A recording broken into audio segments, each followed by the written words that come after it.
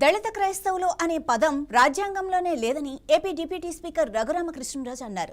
రాజ్యాంగం ప్రకారం ఎస్సీ రిజర్వేషన్లు నిజమైన దళితులకు మాత్రమే వర్తిస్తాయని, మత మార్పిడి తర్వాత కూడా అదే హక్కులు కోరటం రాజ్యాంగ స్ఫూర్తికి విరుద్ధమని అన్నారు. తాను దళితుల హక్కుల పరిరక్షణ కోసం పోరాటం చేస్తుంటే కొందరు కావాలని అసత్య ప్రచారాలు చేస్తున్నారని మండిపడ్డారు. అసలు సమస్యపై చర్చ చేయకుండా రాజకీయ లాభాల కోసం తన వ్యాఖ్యలను వక్రీకరించడం బాధాకరమన్నారు.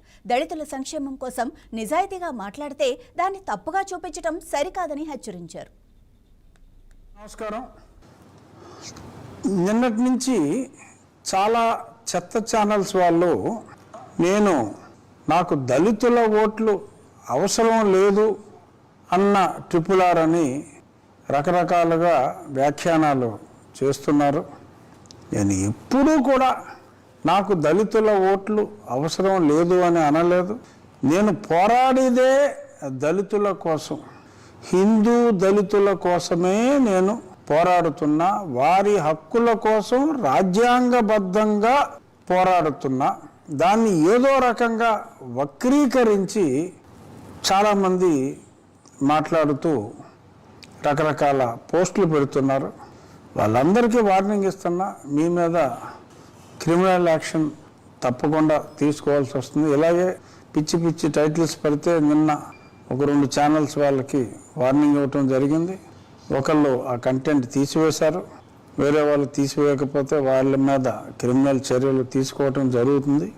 మళ్ళీ చెప్తున్నా, నేను పోరాడేదే హిందూ దళితుల కోసం. అంటే దళితులు అంటేనే హిందూ దళితులు, అదర్వైజ్ వారిని దళిత క్రిస్టియన్లు అనే పదం సృష్టించుకున్నారు. బీసీసీ కేటగిరీలో వారు ఉంటారు. ఈ రిజర్వేషన్ ఫలాలు వారికి అందటానికి వీల్లేదు అని రాజ్యాంగంలో ఏదైతే చెప్పారో అదే మొన్న సుప్రీంకోర్టు తీర్పులో చెప్పిన తర్వాత మొన్న ఈ చింతాడ ఆనంద్ అన్న వ్యక్తి పాస్టర్ సర్టిఫికెట్ కూడా క్యాన్సిల్ చేయటం జరిగింది. దానికి రాజపత్రం కూడా రిలీజ్ అయింది.